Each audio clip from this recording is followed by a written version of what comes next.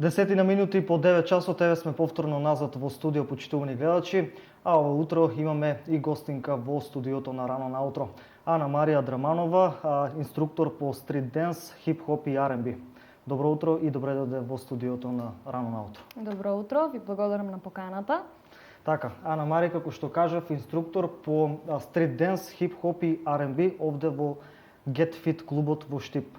Од кога постои поточно овој клуб и еве од каде желбата се роди кај тебе да бидеш инструктор? Па вака сега, јас најпрвим почнав со играње на 15 годишна возраст, во прва година средно. Мојот инструктор тогаш беше Олгица Нацева, поздрав до Олгица Нацева. Клубот беше во Штип, не во Get Fit, на друга локација, но исто така се одвиваше и во два други града, во Скопје и во Свети Николе. Се дружевме, имаше доста деца кои играа, но подоцна за жал клубот тој се растури и имавме 2 години пауза, па со една колешка се договоривме да формираме свој клуб, Елена Гичева, која за жал повеќе не е во Македонија, и останав сама. Get Fit постои околу 2 години, каде што тренираме ние. Има доста заинтересираност со страна на децата кои не посетуваат. Интересно е, се дружиме. Така. За каков клуб поточно станува збор? Кажав на почетокот дека изучувате стрит денс, хип-хоп и R&B. Да, значи повеќе дисциплини изучуваме. Во зависност од заинтересираноста на децата, се договараме на кој час што ќе се учи. Најмногу сакаат хип-хоп децата да играат, така, но постои деца кои што сакаат R&B, некои акробаци и слично. Така, еве, од каде желбата да токму да бидеш инструктор? На почетокот ми кажа дека веќе неколку години се занимаваш. Дали еве инспирацијата ја црпиш од дечињата или пак можеби го имаш веќе талентот од поодамна? Па талентот мислам дека го имам од поодамна, но исто така играњето представува еден вид и на како аеробик. Значи, се губат калории доста со играњето, се зацврстува телото. Најмногу децата доаѓаат и не посетуваат за да не го губат времето на различни игри на компјутерите, значи позабавно им е да дојдат, да се дружат. Колку дечиња еве доаѓаат во Get Fit и која е најмалата возраст? Па најмалата возраст е од 7 години. Тоа се мини кидс, кои што се до 10-11 годишна возраст. Во таа група имаме околу 5 деца и другата возраст е над 12 години, најстарите се околу 16 години и се вкупно има околу 20 дечиња. Така. Што е она што е специфично во ова модерно танцување? Дали можеби се изучуваат некои одредени техники во стрит денс, хип-хоп, R&B? Што е она што е специфично и што се разликува од другите танцувања? Па, за разлика од другите танцувања кои што се учат многу побрзо, стрит денс, односно хип-хопот се учи малку побавно. Значи чекорите треба многу полека да се објаснуваат на децата за да ги сватат. Потребно е малку повеќе време за да ја достигнат брзината која што е потребна за кореографијата. Значи, со еден збор кажано, потребно е време за да се изучи. За колку време се постигнуваат значени резултати? Па, за 3-4 месеци може да се изведе на добра кореографија со 16 деца, а ако се помалку деца за помалку време. Така, претпоставам дека имате и програма по која што учите. Дали изучувате некои специфичен вид на музика или можеби песни од странски песни или така нешто? Па, најмногу се договараме групно на која песна ќе играме.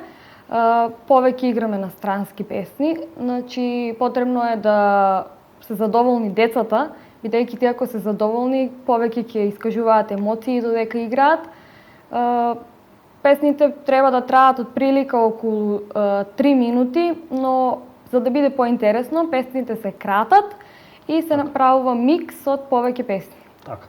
Дали досега си имате надпреварување, можеби на некои надпревари овде во Македонија, па и пошироко? Да, имаме настапувано во Македонија, на Македонија Open 2015 и 2016. Вчера бевме на надпревар, зедовме прво место. Честитки. фала. Имаше група од деца од 9 дечиња кои што се надпреваруваа, имаше едно дуо од 2 девојчиња кои што земаа второ место. Така, претпоставувам дека повеќе клубови од Македонија беа вклучени во надпреварот. Да, во овој надпревар кој што се одвива секоја година во мај месец е во однос на градовите во Македонија, а додека другите надпревари кои што се одвиваат во февруари или во март, има и групи од другите земји, од нашите соседни земји. Така.